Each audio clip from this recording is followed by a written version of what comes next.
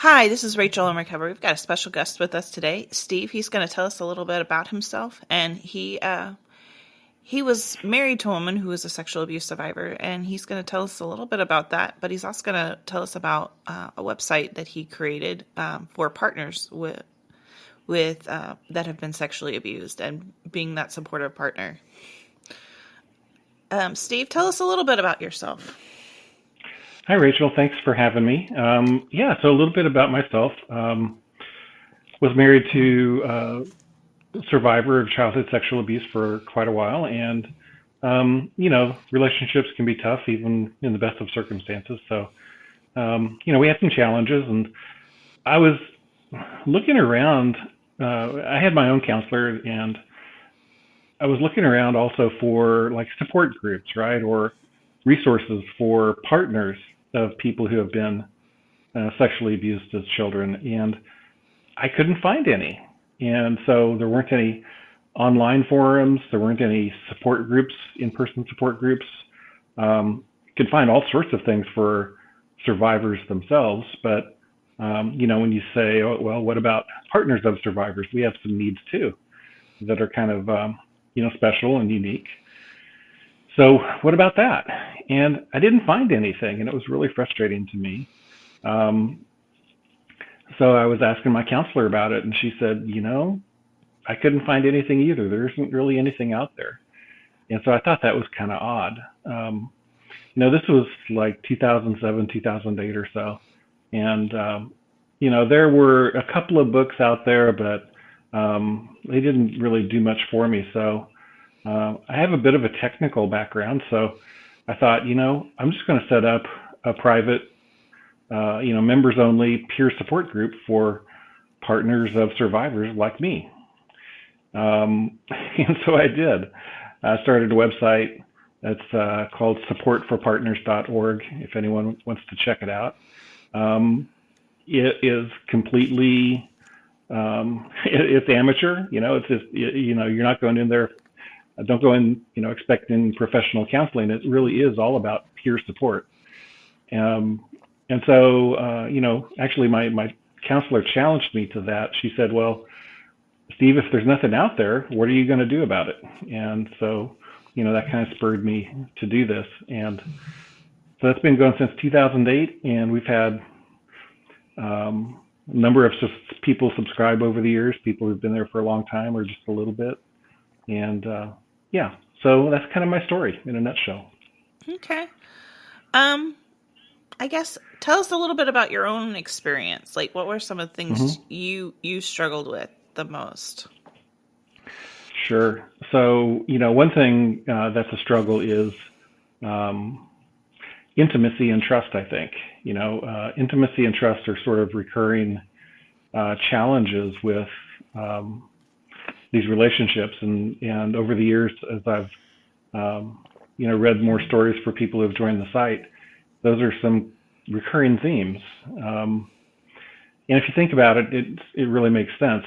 When a child is abused, I think whether sexually or physically, emotionally, mentally,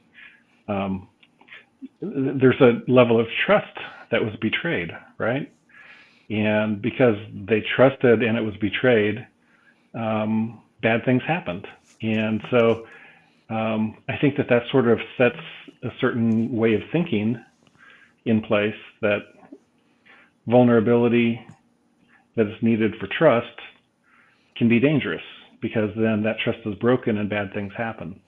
So you really can't be intimate with someone without being vulnerable and trusting them, right? Mm-hmm. So I think that, that's one of the biggest challenges for partners of survivors is, how do we deal with intimacy and trust? Because a lot of times what happens is the survivor will sort of shut down intimacy and trust, for whatever reasons, I'm sure. Maybe it's protective, or, they're trying to do all they can to recover themselves. But then, when that intimacy and trust shuts down, that can be pretty bewildering for us partners. Like, hold it, what happened? Why did that happen? What can I do? How can we repair this? And there's no easy answers for that. So that's what the forum, the online site, I'll call it the forum too, is really all about. Is people learning from others. My marriage, honestly, it didn't last. We ended up divorcing, which was, I think, the best outcome. I mean, no one goes into marriage wanting to divorce. No one is necessarily happy to divorce, but it turns out we weren't able to make things work out. Divorced, and I've since moved on and remarried, and am very happy. I still run the site and take care of that, but that's where we're at. What were some of the resources you found that were helpful? Yeah, that's one of the problems. There aren't a lot of resources out there that are helpful. If you look for sort of tailor-made things, there are some books. I think, one of the classics is called Ghosts in the Bedroom. If you search for that book on Amazon, you'll probably find some others related to it. And, it didn't help much for me, but it helps other people. One of the best resources I can recommend for partners of survivors is get your own counselor. You might be in couples counseling, which is good. But, trying to make these relationships work and working through the issues takes incredible energy. And it's really good to be able to work through some of those issues with someone who is professional at it, right? So my counselor helped me a lot with that. It's also good to talk with others who are in similar situations, which is the peer support site that I set up. That's what that's all about. It's, when you're going through something alone, you think you're the only one in the world that's there going through it. And when you join a site like this one that has a lot of other people in similar situations, it's kind of refreshing to know that you're not alone anymore. And those things help. Self-care, I tell people self-care is one of the biggest things you can do to help yourself through this. The relationships can be draining, and whatever drains out of you, you've got to fill it back up. And you do that with self-care. And self-care means different things for different people. I say that it's, do those things that rebuild your enthusiasm, that rejuvenate you, that give you energy, that build your energy, whatever those are. It could be healthy relationships with friends and family, could be cycling, it could be exercising, it could be carpentry, it could be cooking. I love to cook, and that's something for me. But whatever it is, self-care is, I think, where it starts. And then self-awareness, I think, is another important thing here, because you have to ask yourself, why am I here? Why do I continue to stay in this relationship if it's so hard? And that's a valid question, right? And I think by searching that question, you learn about yourself, and you learn about your partner, and you have a better understanding of how you got there and where you want to go. And then I tell people often one of the third things that I look at is setting some realistic expectations.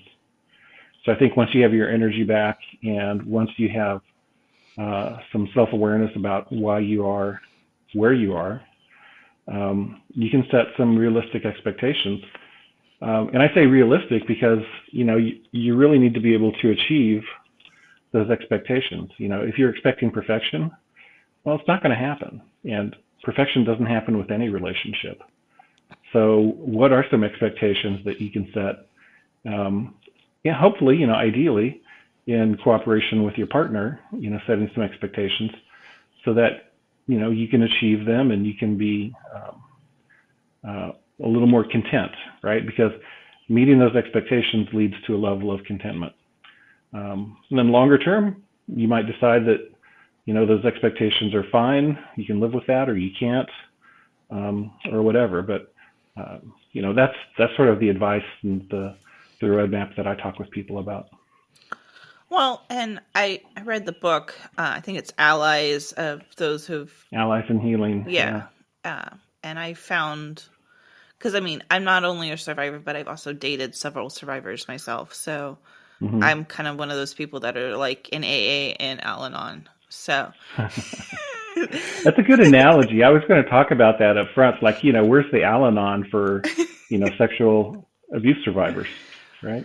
I mean, honestly, I mean, because I mean, one, there's a lot of addiction with those who are survivors. So, Yeah. and I feel like a lot of the same issues occur, even though we're not addicted to alcohol necessarily. We usually have some sort of addiction, but Hmm. Yeah. whatever that may be, it may not be as toxic as drugs and alcohol. But no, it's um, the emotional turmoil is very similar. Yeah. I did read a study. I don't have it in front of me, but the study found that childhood abuse is the strongest predictor of addictions in adults. And Oh when you yeah. think about it, it makes a lot of sense. Really, really, really does. Um, the way I think about it is that, as a kid growing up, you're forming your foundation for how you see the world and how you see yourself. And when that is damaged through abuse of any kind, I think it puts some damage into that foundation.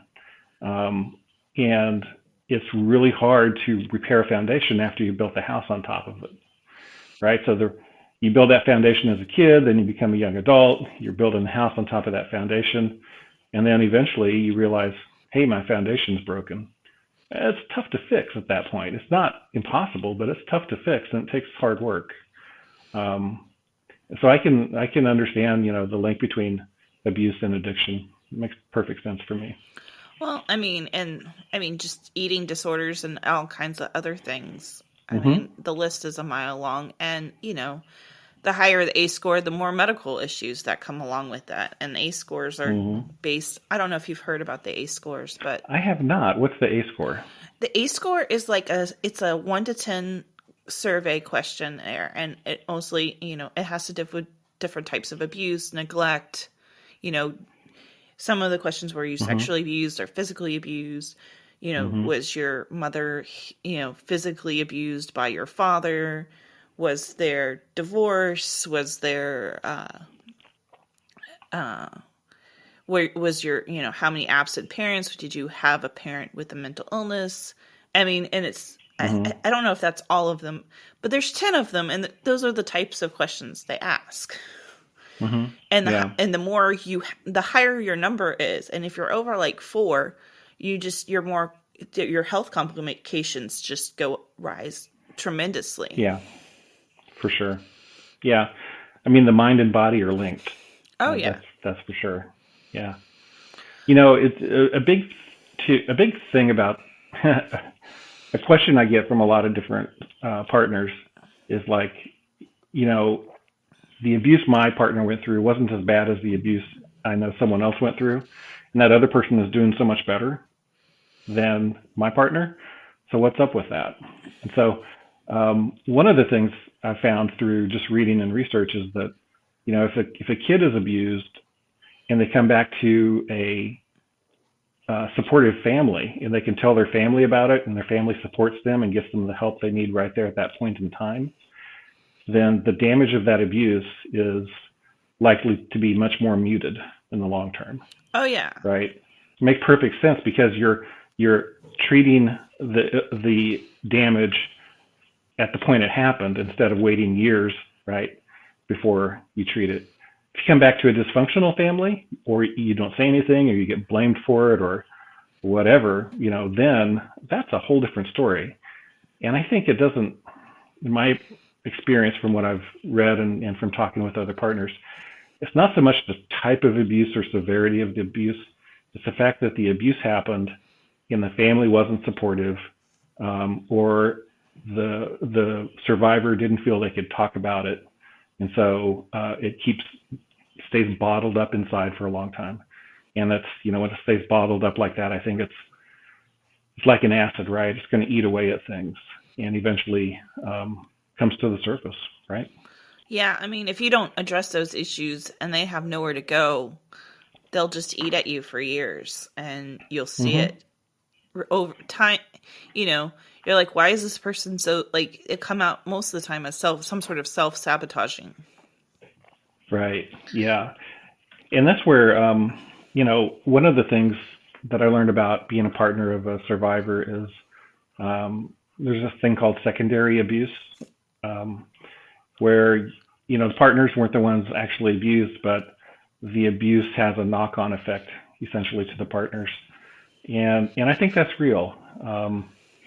You know, there's there's times where survivors can project on the abuser onto their partners because we're touching on the intimacy and the trust issues. And so there's a lot of times where partners coming to the site will say that um, they were accused of being abusive, but they weren't really. When you talk to them and hear them describe it, they weren't abusive, but they were getting blamed for it. Um, and there's other things like that. And so there's this sort of projection that comes on the partners too, which is very confusing to deal with because you're saying, well, I didn't know about your abuse. You just told me. So, my past actions, they were viewed one way then, and now they're viewed a different way because now I know. Or, the anger you have towards me it just feels so undeserved. What did I do to deserve that level of anger? And so, the partners, I think, can be secondary victims of that trauma. And that's what's confusing because it sort of comes out of nowhere sometimes. Oh yeah, no, I mean, I've been on the receiving end, and I probably distributed some of that myself. So, because in my hmm experience, trauma attracts trauma. hmm hmm So, Yeah. uh, no, I can see that as well. And both of my parents' marriage was a good example of that. But Mm. so, because I'm at least second generation on my mom's side. hmm So, and I suspect my dad was sexually abused, but I don't have any evidence. Mm. So, Yeah. there, Yep. that stuff is, it's not, it's multi generational sometimes too. It is. It is. Yeah, it can be. People are, I think, scared that if their partner was abused, is it going to make their partner likely to abuse their own kids? And I don't think that that's the issue. I think it's not so much that a abused person abuses others. I think I think it has a lot to do with stability and protection of the kids as they grow up. But even then, you can be the best parent in the world, and there's still truly bad people out there in the world who will do bad things. Yeah. No, I mean, Yeah.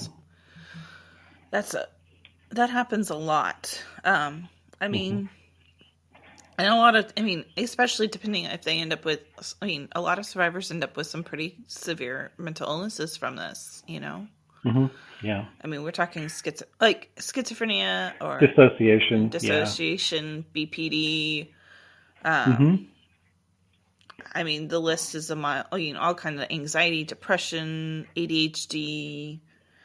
The list is, you know, mental illness and childhood sexual abuse is really long. And I mean, and some of Yeah. these are you know, they're lifers, you know, and there's, For sure. Yeah. you know, and the best thing you can do is manage it, which can be very challenging. And I think that's where um, there's a lot of learning for partners of survivors. Um, learning about dissociation, for example. That's I don't know how common it is with abuse survivors, but I think it's fairly common. It's not not the majority, but it's there. And when someone dissociates, it's really confusing for a partner if they don't know that that's happening. Um, and so, one of the things that, people in the Support for Partners site will talk about is, my partner just went off on me and, verbally beat up on me. And then an hour later, they denied it. They didn't think they did, or they said it wasn't that bad. And I think that can be maybe some dissociation going on. And it's really confusing. So, as partners, we fall in love with our partners, right? And we fall in love, and we don't know about a lot of these things. And then they start to happen, and it's very confusing because it's like out of the blue. And so, what do I do now, right? So everything was fine. Something triggered my partner, and now they haven't talked to me in 3 weeks. Or it's been 3 years since we've been intimate with each other because of flashbacks. And so, but it's not really explained, and it's very confusing, I would say. It can be. So, being able to talk with other people who have gone through that is a very, well, it can help, but also it can be very discouraging too. When people come to the site, sometimes they're discouraged because it's like there's no happy stories here. And I remind people that, if you're coming to a site like Support for Partners, it's because you're having trouble and you're looking for help. If, as a partner of a sexual abuse survivor, you and your partner have been able to work things out and make it work and have a happy, healthy relationship, well, there's no need to come to a place like that, right? So, yeah. So it's a self-selecting sort of group, and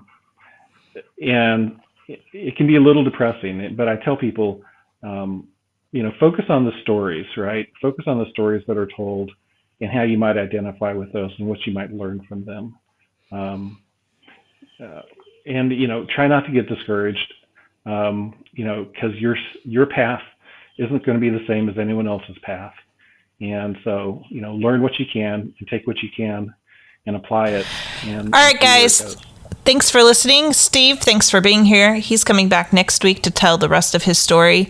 And always find us on your favorite social media platform and on your favorite podcast platform.